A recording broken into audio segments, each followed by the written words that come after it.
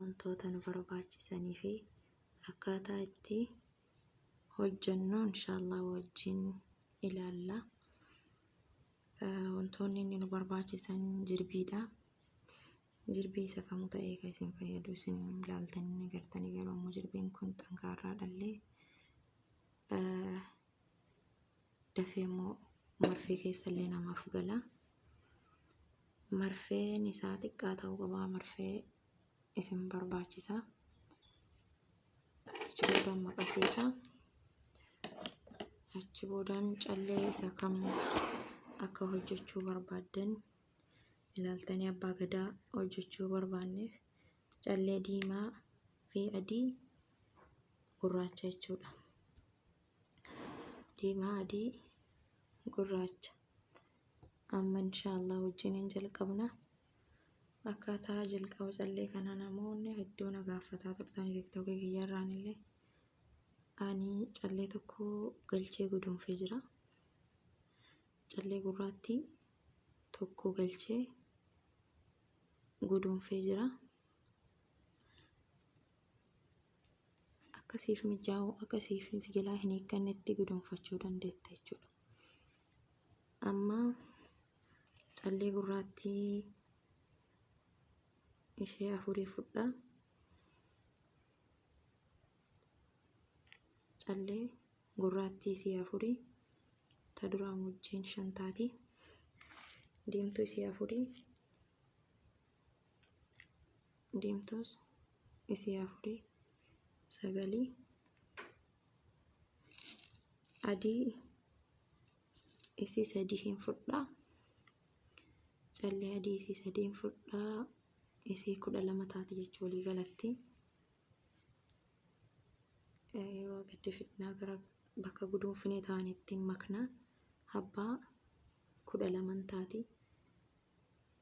12 taati. Bareechee mul'atan fakkaata. 12 adii deebi'ee adii fudha ammallee. Adii isii 4 fudhadhare. Callee adii deebi'ee 4 fudha. 4 fudhee adii amma 3 fudhe keessaa 2 irra dabree ta'a kiraa keessaan as deeffadha. Akka argitan kana jechuudha. Akka calleen keenya ilaan miliqni gamaa gaman akka ilaan sochooneef quba kiyyaan bareechee qabaa jechuudha.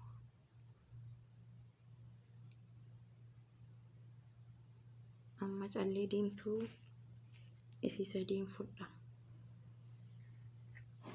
Callee diimtuu ishee 3 fudha. Achirraa callee diimtuu 2 irra darbee ta sadaffaa keessan marfee ofittiin garagalchee luqqisa. Ammas callee diimtuu 3 deebi'ee fudha. Diimtuu takka irra dabree gurraattii takka illee irra dabree gurraattii lammaffaa keessan luqqifadha.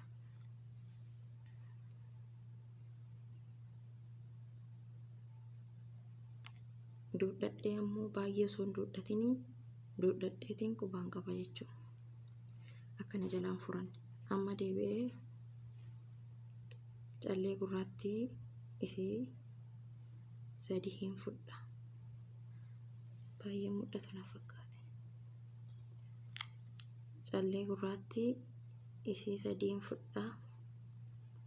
Isii 3 fudhee ta'a kira guduunfe keessaan as fudhadha.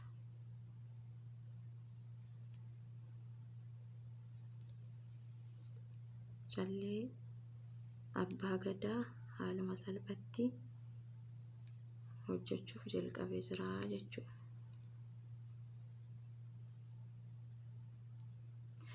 Amma callee gurraattii 4 fudha. Gurraattii 4 fudha. Bareechee mul'atan fakkaate. Karaa amma gadi dhufeen keessa callee 3 fudhadhee ture. Isii keessa takka irra dabree takka keessan achi deeffadha. Dura marfee as garagalchee waraanaa ture. Amma immoo ofirraa achi deebisee hojjedhaa jechuudha. Ammallee callee gurraattii 3 fudha. ammallee callee gurraattii 3 hin fudha. Diimtuu takka irra darbee diimtuu taan keessan fudhadha.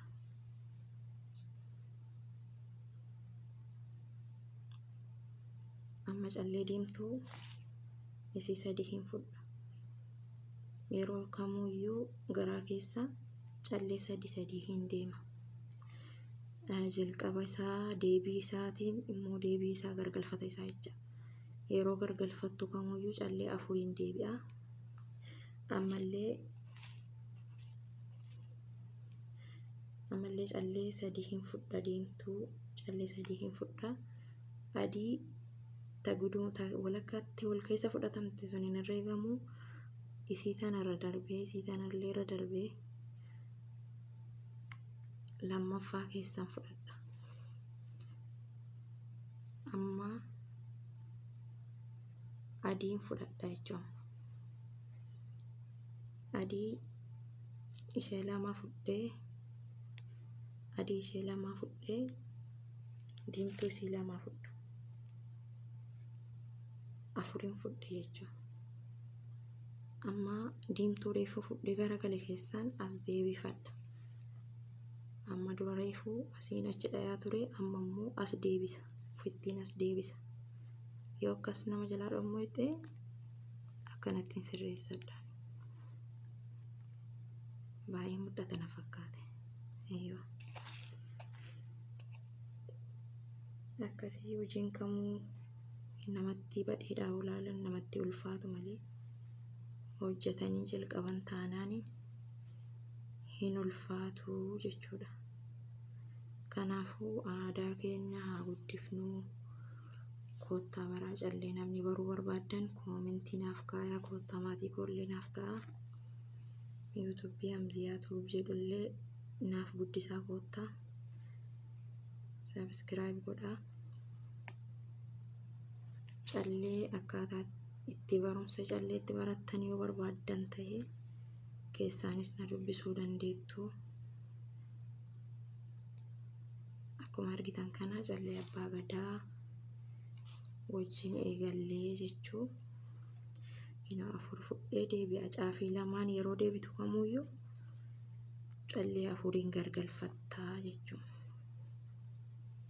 Yeroo gargalfattu kamuu callee 4 gootee deebifta. Garaa isaa keessa immoo callee 3 hin deemtaa.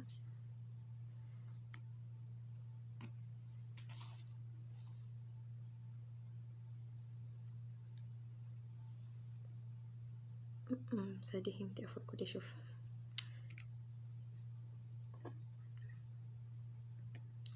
Yoo dogongorte ta'e ana amma dogongoree jira shuf.